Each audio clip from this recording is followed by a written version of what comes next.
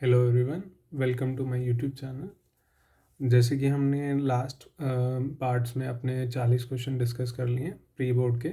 उसके बाद हमारा जो लास्ट केस स्टडी बेस्ड जो आते हैं 10 क्वेश्चन, उसमें से सिर्फ हमें 8 करने होते हैं, पर हम लोग सारे ही क्वेश्चन करेंगे जिससे कि आपको भी आसानी हो। अगर ऐसा क्वेश्चन आए तो आप उसको अच्छे से अटेम्प्ट कर सकते हो। तो ये हमारा पार्ट 5 है, ठीक है, इस सीरीज़ का। ठीक है, इसके बाद आपकी सीरीज़ आएगी स्टैंडर्ड की भी सीरीज़ आएगी। ठीक है, तो हम ये स्टार्ट कर दें। ठीक है, इस क्वेश्चन में दे रखा है point A and B are on opposite edges of a pond. ठीक है, ये कोई पॉन्ड है, ठीक है, और ए और बी इसके अपोजिट एजेस है। ठीक है, shown below. To find the distance between the 2 points, Ramesh makes a right angle triangle using the rope. यहाँ पे हमने क्या करा, उसने राइट एंगल ट्रायंगल बना लिया। Distance between point B and C is 12 centimetre. B से सी का डिस्टेंस कितना है हमारे पास? 12 मीटर, सॉरी। ठीक है, 12 metre. Distance between C and D is 40 metre and A to D is 30 centimetre such that A D C. अब यहाँ पे उसने दे दिया एंगल 90 डिग्री दे दिया। ठीक है, एंगल क्या दे दिया? 90 डिग्री। ये बता दिया हमें कि हमने ये ए और बी की लेंथ निकालनी है। ठीक है, और ये वाला एंगल क्या करा उसने? 90 डिग्री ले लिया और एक रोप यहाँ से यहाँ बांध दी और एक रोप यहाँ से यहाँ बांध दी और एक बी से सी तक बांध दी। ठीक है, और इन सब की लेंथ भी बता दी। तो हमारा जहाँ पे आपको 90 डिग्री दिख गया ना, तो वहाँ पे क्या लग जाता है? हमारा सबसे ज़्यादा फेमस है पाइथागोरस थ्योरम। ठीक है, उसमें पाइथागोरस थ्योरम में क्या होता है? जो हाइपोटेनस का स्क्वायर होता है, हाइपोटेनस क्या होती है? हमारी सबसे बड़ी साइड। तो हाइपोटेनस 90 डिग्री के जो भी अपोजिट साइड होगी वो सबसे बड़ी साइड होगी। तो ये हो गई हमारी एच। ठीक है, एच हो गई। ठीक है, फिर ये परपेंडिकुलर और ये बेस। ठीक है, कुछ भी ले लो, पी ले लो, बी ले लो। ठीक है, कुछ भी इंटरचेंज करके भी ले सकते हैं। तो हमारा इसमें क्या होता है? H square is equal to P square plus B square. ठीक है, ये याद रखना होता है पाइथागोरस थ्योरम में। ये स्टेटमेंट है कि हाइपोटेनस का square is sum of perpendicular square plus base के स्क्वायर का सम। ठीक है, तो इसमें पहला ही क्वेश्चन पूछा हुआ है, which property of geometry is use to find the distance in the figure. ठीक है, अब हम कौन सी प्रॉपर्टी यूज करेंगे इसमें कि हमें डिस्टेंस पता चल जाए? ए बी का पॉन्ड का जो लेंथ है उसमें क्या से पता चल जाएगा? हमें ये दे रखा है, ए डी दे रखा है और डी सी दे रखा है, तो हम एच की वैल्यू निकाल सकते हैं। पूरे एच की वैल्यू निकाल लेंगे, ए सी की वैल्यू निकाल लेंगे और बी सी की वैल्यू गिवन ही है हमें। तो ए सी में से बी सी माइनस कर देंगे तो पॉन्ड की वैल्यू आ जाएगी। तो सिंपल सा हम क्या यूज़ करेंगे? Pythagoras theorem. ठीक है, जिससे हमारी वैल्यू किसकी आ जाएगी? ए सी की वैल्यू आ जाएगी। तो पाइथागोरस थ्योरम से हम ए सी की वैल्यू निकालेंगे। ठीक है, अब नेक्स्ट क्वेश्चन पूछा, what is the total length of pond A B and rope B C in the figure. तो मतलब पॉन्ड ए बी और बी सी की वैल्यू, तो मतलब एक तरह से पूछ रहा है किसकी value? A B plus B C की वैल्यू, मतलब पूछ रहा है ए सी की वैल्यू। तो आप क्या करोगे? सबसे पहले इसमें पाइथागोरस थ्योरम लगाओगे। तो पी का स्क्वायर कितना हो गया आपके पास?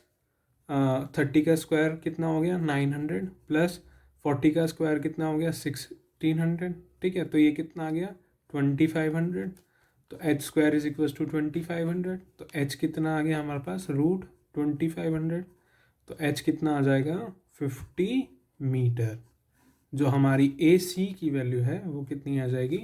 50 मीटर। तो हमारा कितना हो जाएगा इसका answer? What is the total length of A B and B C which is equals to A C. तो ये कितना आ जाएगा? 50 मीटर। ठीक है, एक चीज़ आप लोग ध्यान रखना, आपके पास सिंपल सा कोई भी पाइथागोरियन ट्रिपलेट है तो उसके मल्टीपल भी पाइथागोरियन ट्रिपलेट ही होंगे। जैसे हमारा सबसे पहला 3, 4 एंड 5। ठीक है, 3 का स्क्वायर प्लस 4 का स्क्वायर इज इक्वल्स टू 5 का स्क्वायर होता है। इनके मल्टीपल भी पाइथागोरियन ट्रिपलेट ही होंगे। फॉर एग्जांपल इसी में ले लो, अगर मैं 3 को 10 से कर दूं, 4 को भी 10 से कर दूं और 5 को भी 10 से कर दूं, तो 30 और 40 और 50 भी यही इसका ये पाइथागोरस थ्योरम फॉलो करेंगे। ठीक है, ऐसे ही कुछ मैं लिख देता हूँ इसके अंदर। बहुत सारे हमारे पास पाइथागोरन ट्रिपलेट होते हैं जो आप रिमेंबर करेंगे तो अच्छा ही है। 8, 15 और 17। ठीक है। उसके बाद होता है 5, 12 और 13, एक ये भी होता है, ठीक है। उसके बाद 6, 8 और 10, वो तो आप निकाल ही सकते हो, इसमें 2 से मल्टीप्लाई कर दोगे तो 6 बन जाएगा, 8 बन जाएगा और ये 10 बन जाएगा। ऐसे ही एक और होता है 7, 24 और 25, ठीक है। ऐसे ही काफ़ी सारे होते हैं, तो आप लोग जितना याद कर सकते हो याद कर लो, ठीक है। बाकी आप इससे भी सॉल्व करके कर सकते हो, ये याद रहेंगे और यूसेज में रहेंगे तो आपका टाइम बर्बाद नहीं होगा, ठीक है। और आप अच्छे से भी कर सकते हो पेपर के अंदर जल्दी से, क्योंकि मैथ्स के पेपर में सॉल्व करना होता है अच्छे से पेपर, ठीक है। अब पूछ लिया length of total rope used, ठीक है। कितनी लेंथ होगी टोटल रोप की, हमने कितनी यूज़ करी, तो आपका इसका आंसर कितना आएगा ये बताओ। फिगर में देखो, ऐसे जैसे फिगर में हमने रोप कहाँ कहाँ बांधी थी, BC पे बांधी थी, DC पे बांधी थी और AD पे बांधी थी। हमें इन सब की वैल्यू गिवन है, इसकी 30 है, 40 है और ये हमारे पास पहले गिवन है 12। तो हमारी लेंथ कितनी हो जाएगी, टोटल लेंथ यूज 82 मीटर, क्योंकि 30 + 40 + 12 metre is equals to 82 metre, ठीक है। अब पूछ लिया नेक्स्ट क्वेश्चन में, which of the following does not form a Pythagoras triplet, ठीक है। अगर आपको फर्स्ट क्वेश्चन में पता भी नहीं चल रहा था, पर 44th क्वेश्चन से आप देख के बता सकते थे कि इसमें पाइथागोरस थ्योरम ही यूज़ हो रहे हैं, ठीक है। तो थोड़ा सा गैस वर्क इसमें चल रहा था, जैसे मैंने इसमें बताया था 8, 15 और 17, ये भी एक पाइथागोरियन ट्रिपलेट होता है। 7, 24 और 25, ये भी पाइथागोरियन ट्रिपलेट होता है, ठीक है। और 5, 12 और 23, ये भी एक पाइथागोरियन ट्रिपलेट होता है। तो बचा कौन सा, 20, 21 और 28, ये एक पाइथागोरियन ट्रिपलेट नहीं होता, ठीक है। आप लोग चेक भी कर सकते हैं, कुछ और दे दिया अगर उसने, ठीक है, क्योंकि काफ़ी सारे बन जाते हैं। पर अगर ये जो नॉर्मल यूज़ में है इनके मल्टीपल दे दिए, जैसे दे दिया 16, 30 और 34, ठीक है। अब जब आपको पता है 8, 15 और 17 ये आपके पाइथागोरियन ट्रिपलेट फॉर्म करते हैं, तो 16, 30 और 34 भी एक पाइथागोरियन ट्रिपलेट होगा। ऐसे ही 12, 48 और 50 भी एक पाइथागोरियन ट्रिपलेट होंगे, क्योंकि इसमें अगर 2 से मल्टीप्लाई कर दें तो ऐसे ही होगा। ऐसे ही यहाँ पे 10 और 24 और 26, ये भी एक पाइथागोरियन ट्रिपलेट होंगे, क्योंकि अगर इसमें हम 2 से मल्टीप्लाई कर देंगे पूरे में तो कितना आ जाएगा, यहाँ 10 आ जाएगा, यहाँ 24 आ जाएगा और यहाँ 26 आ जाएगा। तो ये भी एक पाइथागोरियन ट्रिपलेट फॉर्म करेंगे। तो आप वेरीफाई भी कर सकते हैं, ठीक है। जैसे ले लिया 10 का स्क्वायर कितना होता है, 100 + 24 का स्क्वायर 576 और 26 का स्क्वायर आपको पता ही है 676 होता है, ठीक है। तो आप इससे वेरीफाई भी कर सकते हैं। अब पूछ लिया लेंथ ऑफ पॉन्ड AB की लेंथ पूछ ली। हमें पता है पूरी की 50 आ गई हमारे पास और BC की दे रखी है हमें 12, ठीक है। तो AB की लेंथ कितनी आ जाएगी हमारे पास, 38 मीटर। पॉन्ड की लेंथ कितनी आ गई हमारे पास, 38 मीटर, ठीक है। तो आप ऐसे जितना प्रैक्टिस करेंगे एक बार इसको, उतना ही बेटर रहेगा। अब जो हमारा नेक्स्ट केस स्टडी आया हुआ, ये हमारा पॉलिनोमियल चैप्टर से आया हुआ है, ठीक है। ऐसा एक और क्वेश्चन आया हुआ था आपके पास सैम्पल पेपर में भी, तो देख लेते हैं इसको कैसे।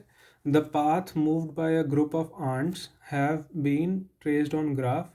Aditi is a student of class 10th. She compared this path with diagram she learned in maths class. Then she drew the sketch of the graph. ठीक है। अब देखो यहाँ पे ये हो गई आपकी x एक्सिस और ये होगी आपकी y एक्सिस, ये दो आपकी x एक्सिस और ये y एक्सिस, ठीक है। ये ग्राफ क्या फॉर्म कर रहा है एक, ठीक है।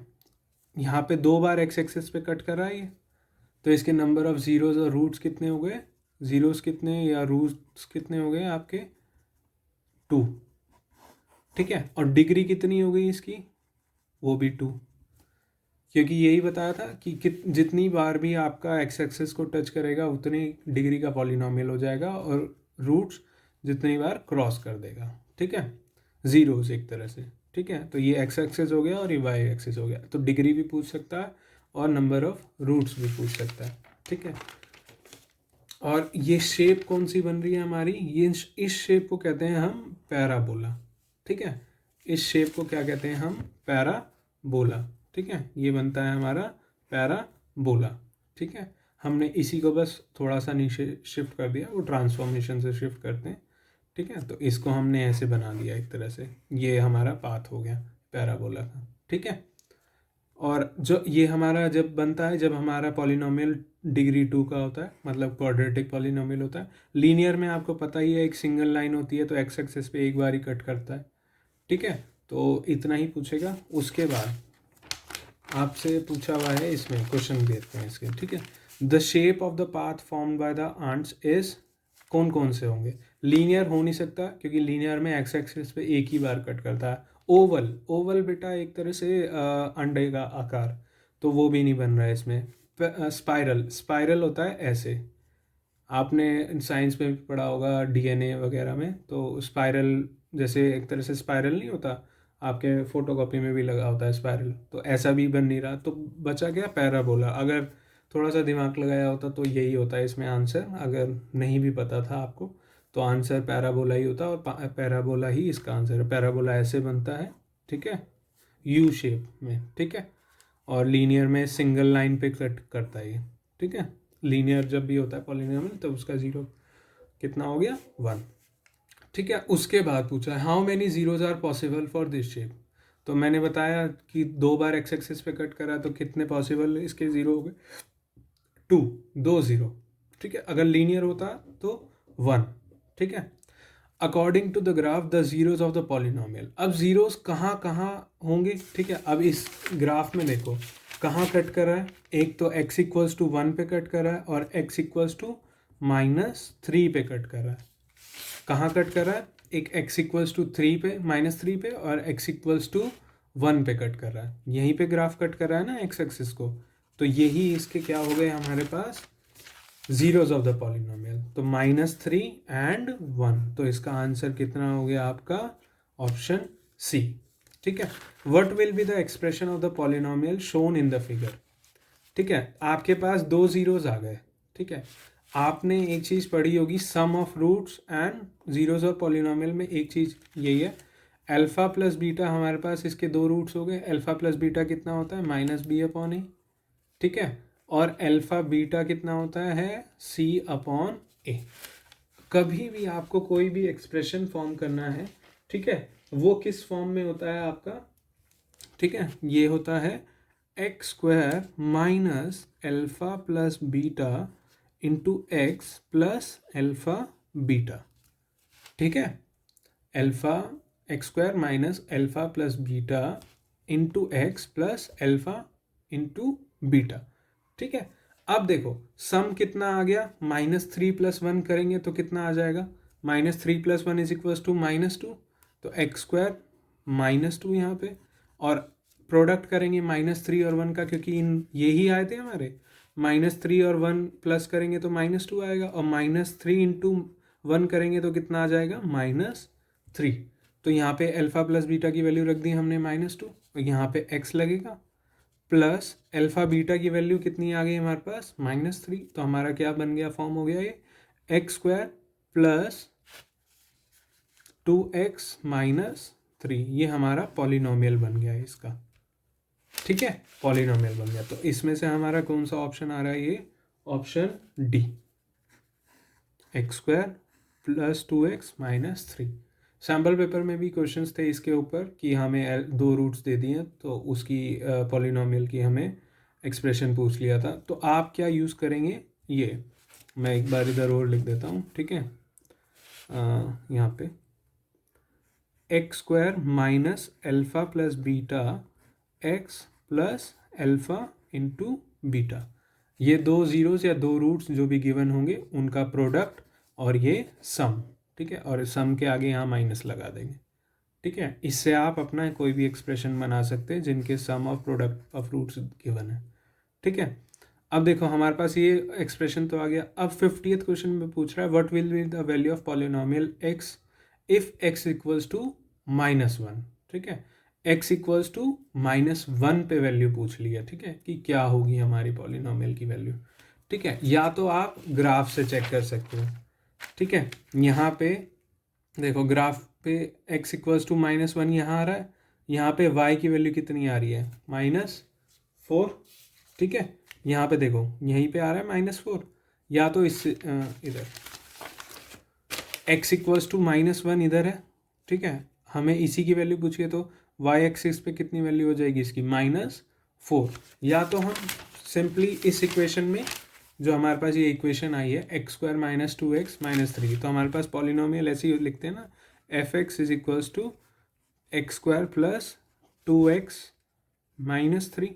x की वैल्यू कितनी लेनी है, f ऑफ -1 निकालना है, तो -1 का स्क्वायर प्लस 2 ऑफ -1 - 3, ठीक है। यहाँ क्या हो जाएगा 1 -2 -3, तो ये कितना आ जाएगा -4। या तो डायरेक्ट आप इससे भी कर सकते हो या आप ग्राफ से भी देख के कर सकते हो। तो हमारा आंसर कितना आ गया, ऑप्शन नंबर सी, ठीक है। तो हमारा ये पूरा सॉल्यूशन बन चुका है इस पेपर का, ठीक है। हमने सारे 50 के 50 क्वेश्चन अटेम्प्ट कर लिए, हमें करने थे सिर्फ इसमें से 40 क्वेश्चन आप लोगों को, ठीक है। फर्स्ट में आप स्किप कर सकते थे 4 सेक्शन ए में, फिर नेक्स्ट में भी 4 स्किप कर सकते थे, और लास्ट वाले में 2। तो 1 मार्क का एक क्वेश्चन होता है, पर हमने सारे डिस्कस करें जिससे कि अगर जिसमें आपको डाउट आया होगा तो वो आप कर सकते हैं। नेक्स्ट जो सीरीज़ बनेगी वो बनेगी स्टैंडर्ड वाली, ठीक है, और केस स्टडीज़ के जो सैम्पल पेपर आए हैं उन पे भी बनेगी वीडियोस। किसी को डाउट हो कुछ तो आप कमेंट सेक्शन में कमेंट कर सकते हैं। Thank you so much. Video को लाइक करें, शेयर करें और चैनल को सब्सक्राइब करना ना भूलें। रेगुलर अपडेट्स के लिए आप बेल आइकन को भी प्रेस कर लें। Thank you.